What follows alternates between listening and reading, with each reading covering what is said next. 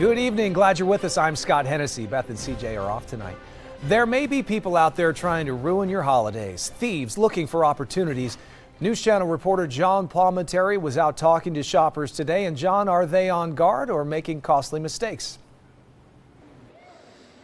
Yeah, we're in downtown Santa Barbara. We talked to many shoppers who told us what they could be doing wrong with their gifts, and some who have actually been victims of crimes before, but also some who revealed to us exactly what precautions they are taking to protect their possessions. Thieves are looking for crimes of opportunity and will check multiple car doors until they find one that is left unlocked. A new social media message from the Santa Barbara Police Department warns holiday shoppers about the Grinch and people like him out to steal whatever they can take.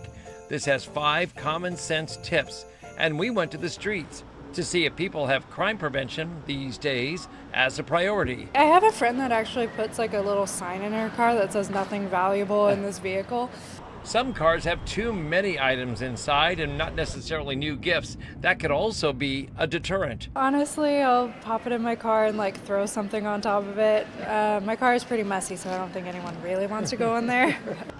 One shopper says she makes online purchases and has been lucky that no porch thieves have hit, as we saw here in the Instagram message from police. It is rare that I shop at stores these days. I typically just order to arrive at the house.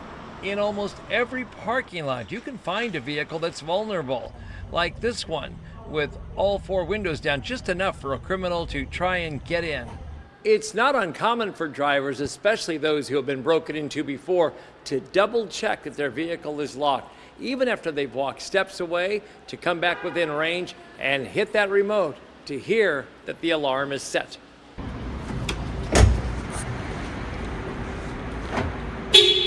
Yeah, all the time. Every day it happens where I feel like I didn't lock the door and I have to beep beep. Another mistake involves leaving your key fob inside if you have a newer car.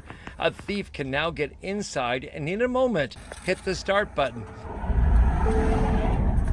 And with the fob right there, they can take off with your vehicle and everything inside. It's more common than you think. And for those carrying a purse while they're shopping, they can be a target in more ways than one. It's a crossbody and I keep it right in the front where I can put my hand here. Yeah. Do you worry about that if you were to have it like in the front of a basket? I do. Yes, I do. Somebody can just grab it and take it. My mom is from LA and she always told me to have like purses with like a chain belt because she said one time her purse got like cut off of her shoulder. Thieves are shopping too over the holidays, and shoppers say they're sometimes complacent. Thankfully, I feel like in our community, people are really kind. I've had people point out to me before like, oh, your wallet's open or something like that. And there's a couple of what we would call modern day crimes that happen that you may not be aware of. You know, the 5 tips that basically are out there. Now, sometimes they're working in teams. So you might be at a store and someone would distract you while someone else is taking, say, a wallet out of your open purse behind you.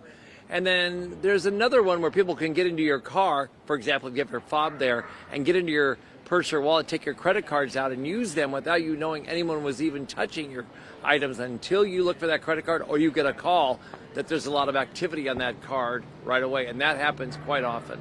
Reporting live in downtown Santa Barbara with some precautions, I'm News Channel reporter John Palmentary. Thank you, John. Ahead of the holiday